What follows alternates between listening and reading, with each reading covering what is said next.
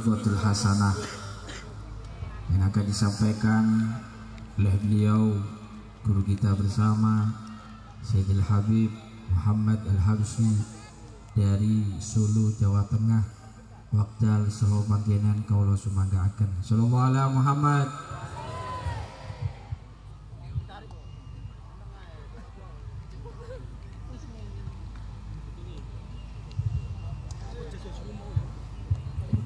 Bismillahirrahmanirrahim. Alhamdulillahi Rabbil Alamin. Allahumma salli wa sallim ala Sayyidina Muhammadin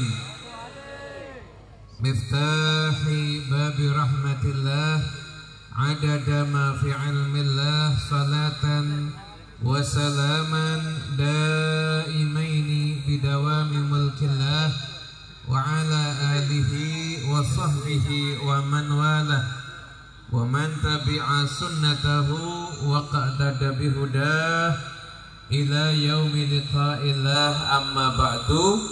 Assalamu alaikum warahmatullahi wabarakatuh.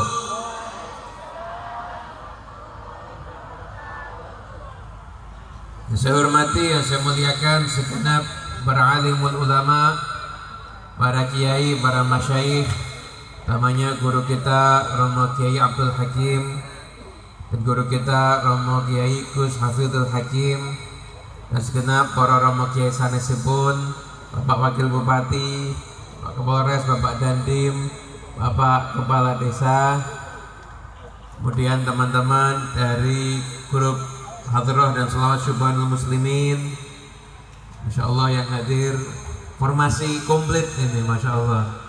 Ada Gus Azmi, ada Gus Ahkam dan semuanya yang hadir. Saya hormati Sahibul Hajat Bapak Yoyon dan segenap keluarga besarnya.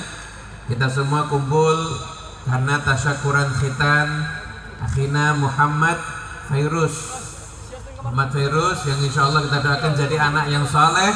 Amin Allahumma amin. Nanti kita lanjut selawatan lagi biar variasi mau idhoh dulu. Hadirin yang dimuliakan Allah Ta'ala, di waktu itu setelah zaman wafatnya Nabi Muhammad Sallallahu Alaihi Wasallam, ada 4 pemuda berkumpul di depan Ka'bah. Ada 4 pemuda berkumpul di depan Ka'bah. Kira-kira kalau pemuda zaman sekarang kumpul yang diomongin apa? Piala Dunia, TikTok, Instagram dan lain sebagainya. Nah, ini 4 pemuda berkumpul di dekat Ka'bah. Pemuda ini yang satu Abdullah bin Zubair, yang kedua Urwah bin Zubair, yang ketiga Mas'ud bin Zubair, dan yang keempat Abdullah bin Umar, putra dari Sayyidina Umar bin Khattab. Ini 4 pemuda kumpul, kemudian ketika kumpul masing-masing kemudian saling ngobrol. Cita-citamu apa? Cita-cita kamu apa? Ini adik-adik bertanya cita-citanya apa? Jawabannya gimana? Apa cita-citanya? Muda, foya-foya, tua, kaya raya, mati masuk surga. Sudah ada contohnya sukses begitu atau belum? Belum ada. Berarti mau mencoba jadi orang yang pertama ya. Ini 4 pemuda ini kumpul kemudian menyampaikan cita-citanya masing-masing. Yang pertama Abdullah bin Zubair, dia menyampaikan, saya cita-citanya kepingin menjadi khalifah. Kemudian setelah itu yang kedua Urwah bin Zubair, saya cita-citanya kepingin menjadi seseorang yang didatangi untuk diambil ilmunya. Yang ketiga Mas'ud bin Zubair, Mus'ab bin Zubair, jangan lupa. Ketiga cita-citanya, saya cita-citanya 2. Yang pertama, saya kepengen menguasai Irak. Dan yang kedua, saya pengen menikahi dua wanita paling cantik di zaman itu. Yang satu Aisyah binti Talha, yang satunya lagi yang kedua Sukainah binti Husain. Saya ingin menikahi keduanya. Jadi nggak nanggung-nanggung ini cita-citanya ini. Yang keempat, Abdullah bin Umar. Cita-citanya saya kepengen mendapatkan ampunan Allah Subhanahu wa ta'ala. Berarti ada berapa pemuda tadi? Ada berapa? 4. Sekarang saya akan ceritakan masing-masing ini kira-kira cita-citanya terkabul atau tidak. Terkabul atau tidak? Ya bentar dulu, dengerin cerita dulu. Yang pertama, Abdullah bin Zubair. Abdullah bin Zubair itu anak yang pertama kali lahir setelah Nabi Muhammad dan kaum muhajirin itu hijrah menuju ke kota Madinah. Dulu ketika kaum muhajirin hijrah dari Mekah ke Madinah, di situ orang-orang Mekah mengancam. Orang-orang Mekah itu membayar dukun, kemudian dukunnya itu akan menjadikan semua perempuan yang ikut hijrah tidak akan punya anak. Kalau sampai punya anak, anaknya langsung mati. Jadi ketika itu ketakutan, karena katanya dukun-dukun top dibayar semuanya. Akhirnya kemudian sampai ketika perjalanan, ternyata Asma binti Abu Bakar As-Siddiq, suaminya bernama Zubair bin Awam. Asma akan melahirkan, belum sampai kota Madinah sudah melahirkan. Begitu bayi lahir, digendong, dibawa kepada Nabi Muhammad Sallallahu Alaihi Wasallam, didoakan sama Nabi, dan akhirnya menjadi anak pertama yang lahir, yaitu Abdullah bin Zubair. Abdullah bin Zubair ini dari kecil terkenal anak yang paling cerdas dan yang paling berani. Yang paling cerdas dan juga yang paling berani. Dulu anak-anak kecil kalau main, itu kalau Sayyidina Umar bin Khattab lewat, semua anak kecil minggir. Karena takut sama Sayyidina Umar bin Khattab. Setiap Sayyidina Umar bin Khattab lewat, semua anak kecil itu minggir. Kecuali waktu itu Abdullah bin Zubair. Ketika Umar bin Khattab lewat, semua anak kecil minggir, kecuali Abdullah bin Zubair gak ikut minggir. Ditanya sama Sayyidina Umar, teman kamu minggir, kenapa kamu gak ikut minggir? Kata Abdullah, saya gak punya salah sama kamu dan jalannya masih lebar. Saya main di sini, kamu jalan di sana. Kaget Sayyidina Umar, gak pernah ada anak kecil berani jawab sama Sayyidina Umar bin Khattab. Tanya, siapa kamu? Saya Abdullah bin Zubair. Oh, semoga Zubair bin Awam punya banyak putra seperti kamu.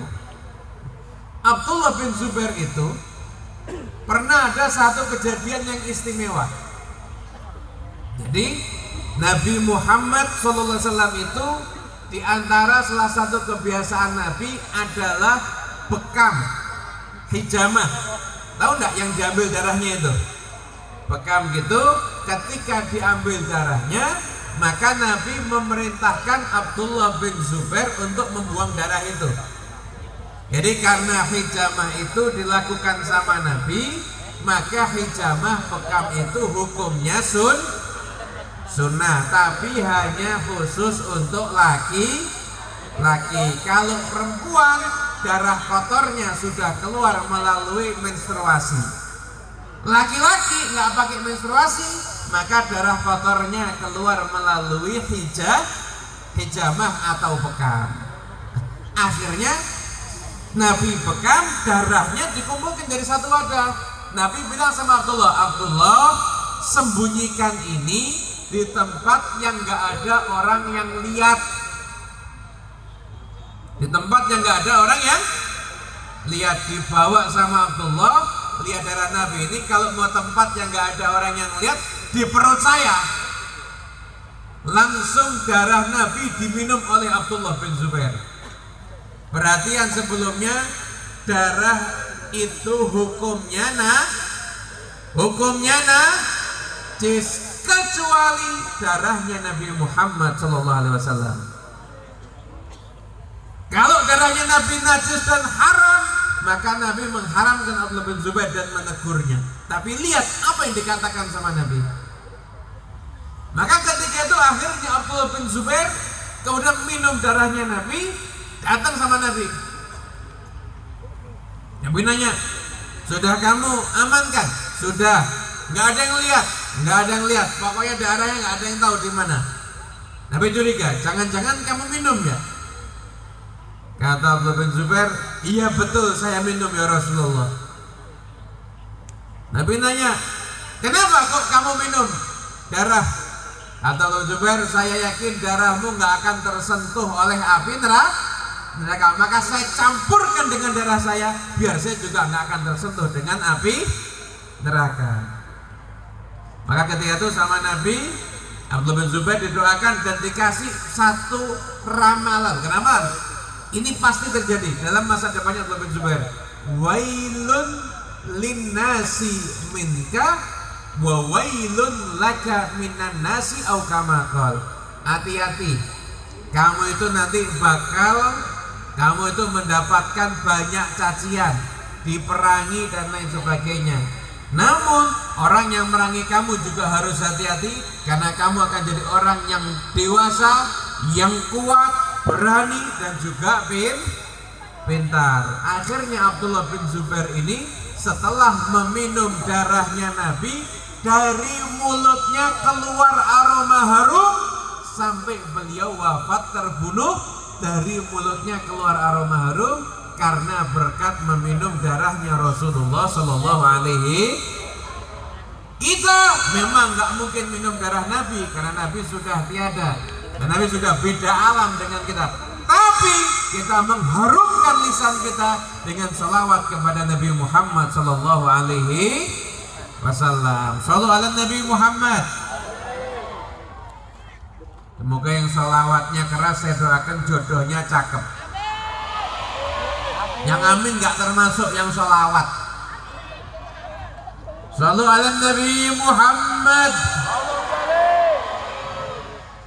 Kalau disebut namanya Nabi Muhammad, ulama ada yang mengatakan hukumnya sunnah untuk salawat, sebagian lagi mengatakan wajib untuk bersolawat.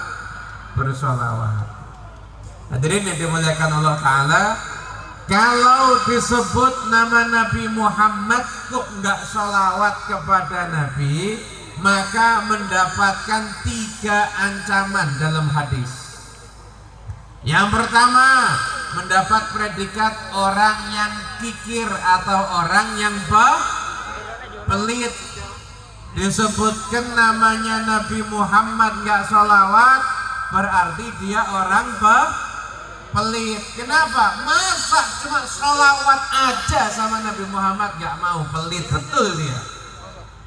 Yang kedua, disebut nama Nabi gak sholawat, na'udzubillah min dzalik, orang celaka.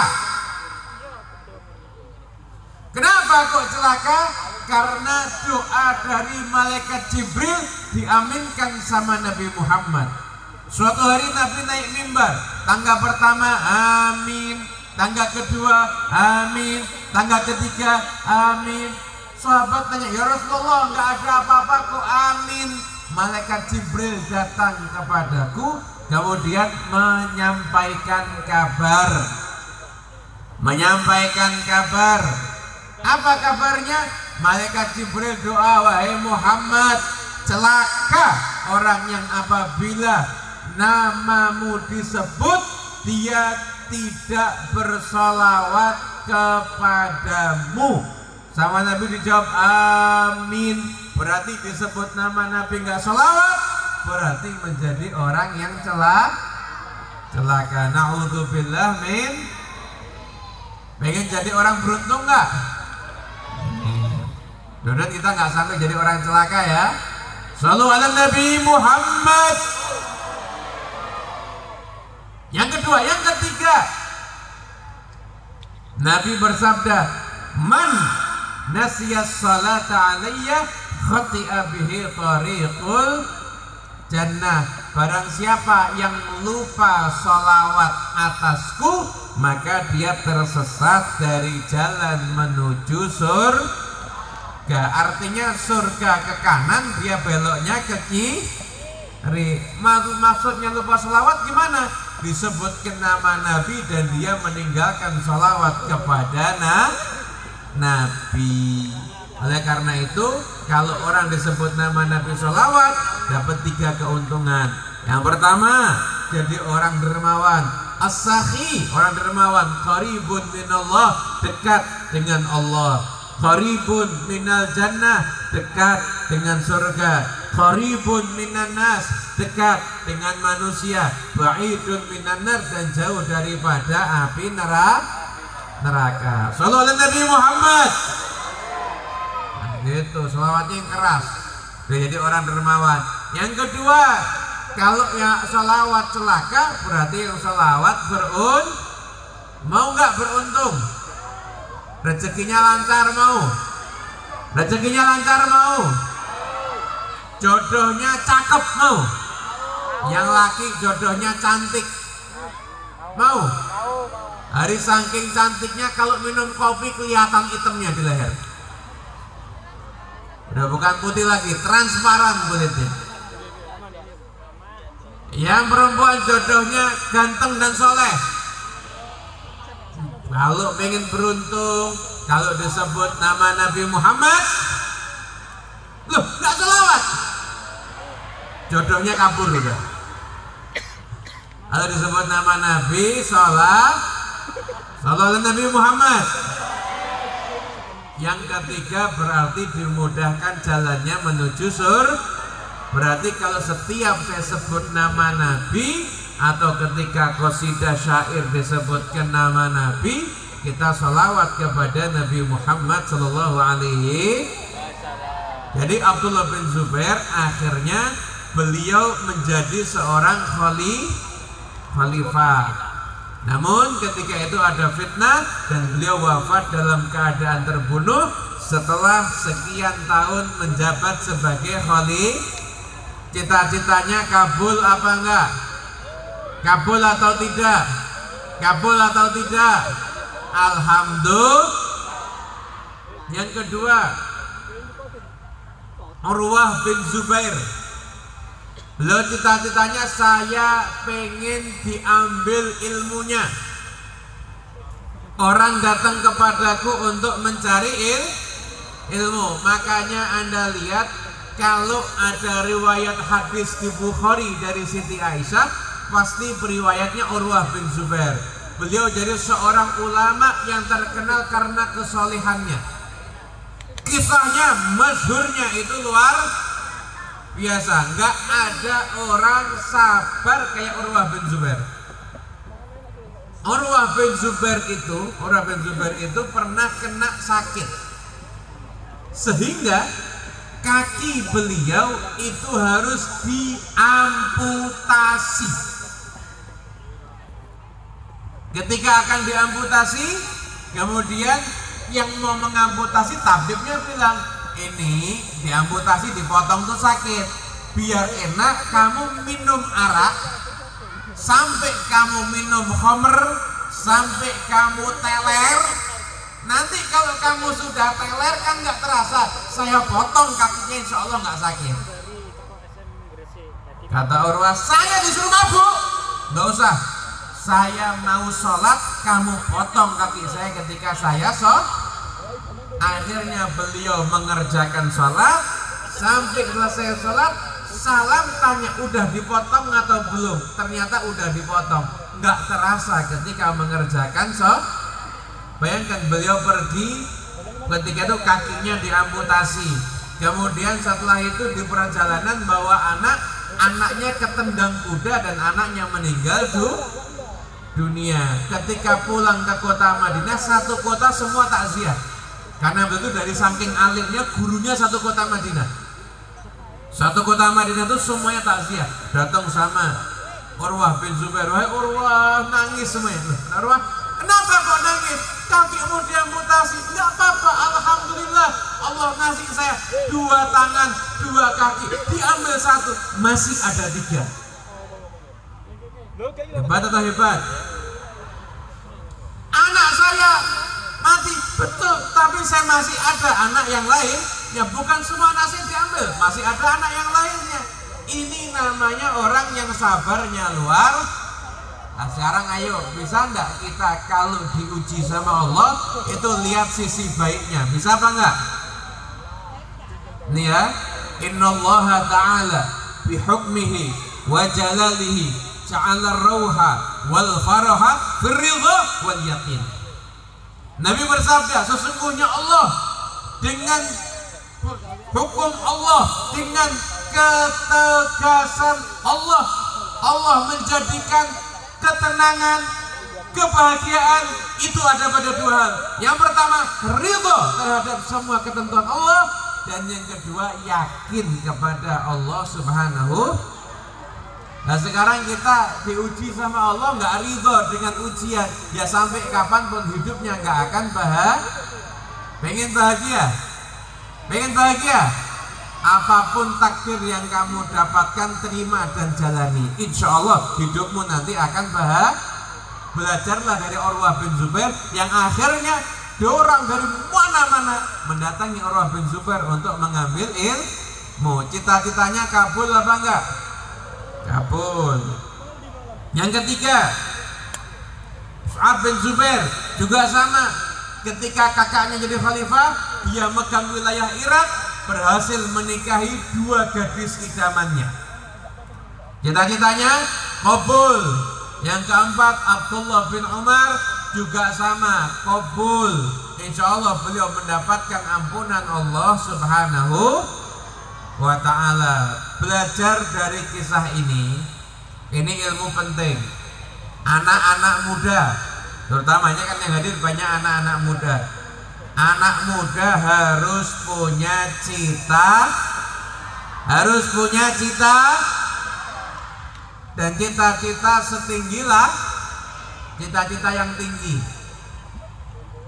Pengen jadi orang yang manfaat, yang mau jadi dokter,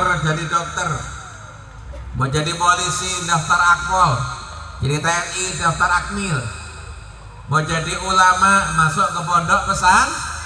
Ketahuilah, ngomong yang bagus, kadang-kadang cita-citanya nggak apa-apa dah, saya yang penting nanti di rumah pokoknya jadi tukang-tukang biasa aja, nggak apa-apa. Cita-cita itu yang tinggi.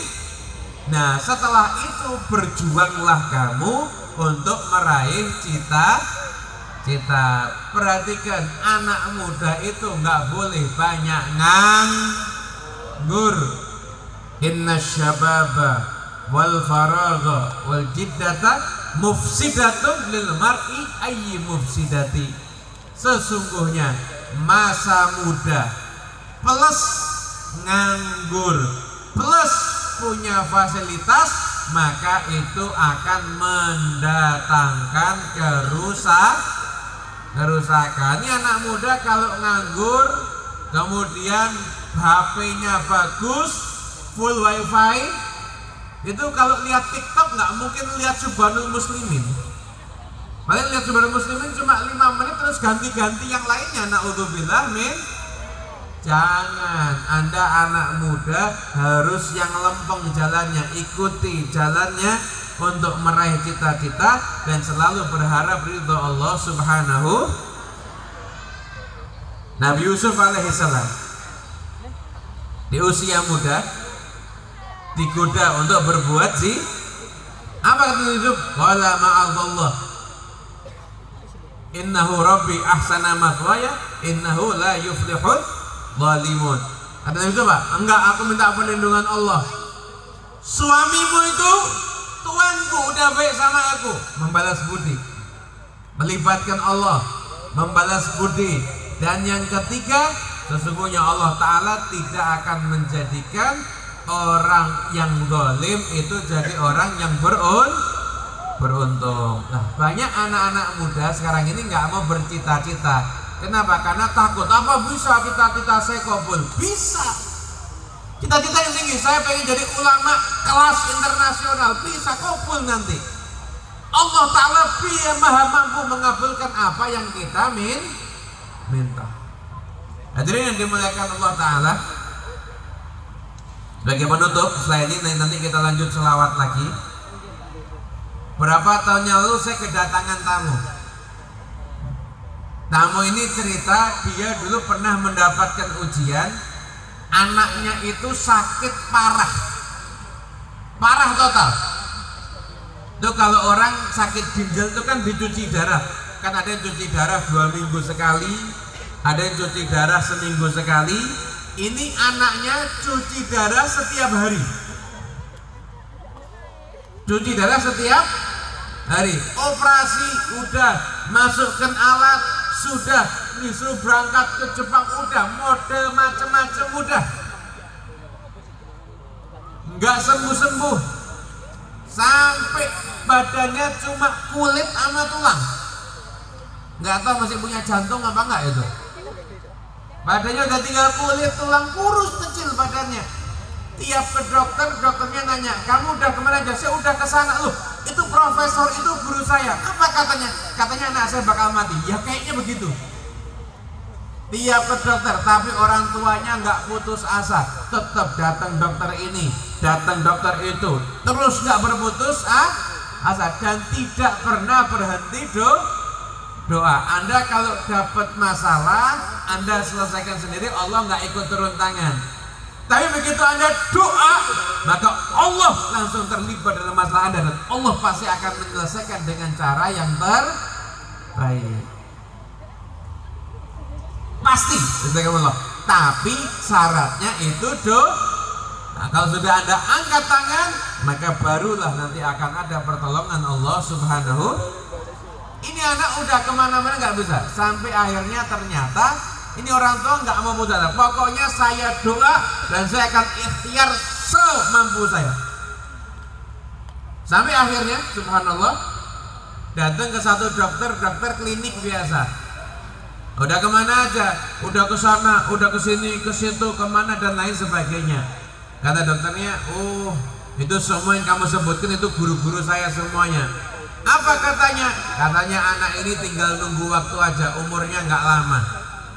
Ini udah, saya nggak bisa menjanjikan sembuh, tapi saya akan mencoba sebisa mungkin. Anak itu dibawa duduk sama dokternya, kamu jalan sendiri ke kasur. Waktu itu anak nggak bisa jalan, kemana-mana digendong.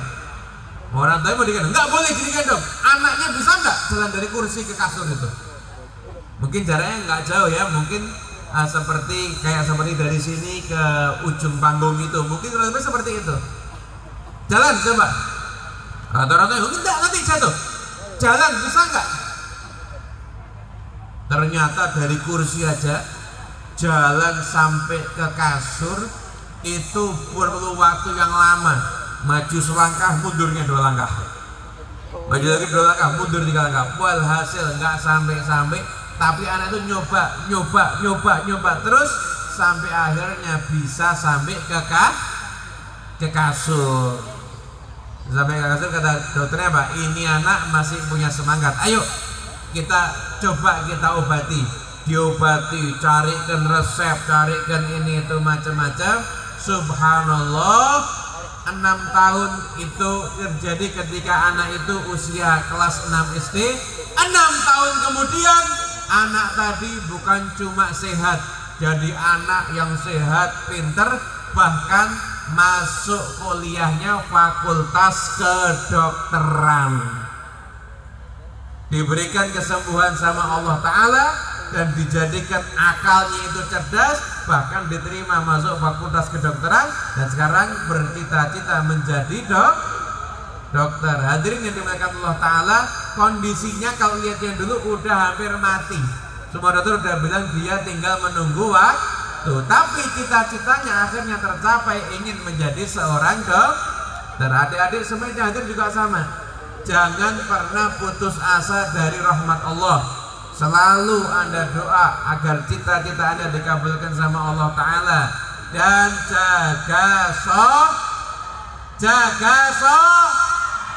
selama Anda masih sholat, insya Allah hidup Anda akan baik-baik saja.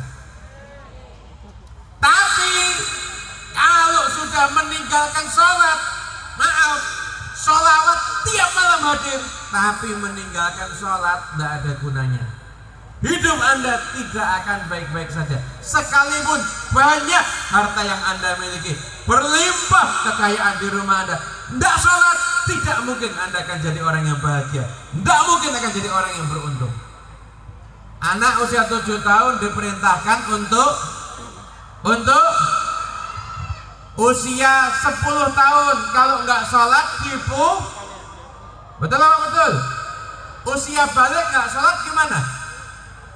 Ada nggak perintah orang tua suruh mukul? Nggak ada. Kenapa? Karena kalau sudah balik nggak sholat, yang mukul Allah. Kalau sudah dipukul sama Allah, mustahil hidupnya akan bahagia. Mau setinggi apapun pangkatnya, mau sehebat apapun orangnya, sebanyak apapun hartanya, nggak sholat, dipukul sama Allah, tidak mungkin akan mendapatkan ketenangan. Bahkan bisa-bisa seperti ikan yang mati kehausan. Saya ingat ikan hidupnya di mana? Air, tapi bisa mati kehausan. Allah mau bisa aja. Itu ibarat orang yang tidak mengerjakan kayak anak-anak muda, Masya Allah, hadir sholawatan luar biasa, isi waktu dengan kegiatan yang positif. Pulang dari sini Anda jadikan diri Anda punya cita-cita yang bagus, berbakti sama kedua orang tua dan rajin mengerjakan sholat. Insya Allah Anda akan jadi anak yang beruntung dunia akhirat. Semoga insya Allah semua yang hadir nih, para ulama, kita doakan panjang umur, fisihhatin wa afiyah. Namanya guru kita Ki Abdul Jalal, insya Allah yang sedang sakit, Allah Ta'ala angkat semua penyakit beliau, diberikan kepada beliau kesehatan, umur yang panjang, fisihhatin wa afiyah. Dan siapapun di antara kita yang punya hajat, semoga hajatnya kabul. Sedang sakit, Allah Ta'ala angkat semua penyakitnya. Yang punya hutang, lunaskan hutangnya insya Allah. Berikan kepada kita rezeki yang berlimpah ruah, mengalir dari segala arah, didapatkan tanpa susah payah, dan diberikan kepada kita semua husnul khatimah. Wassalamualaikum warahmatullahi wabarakatuh.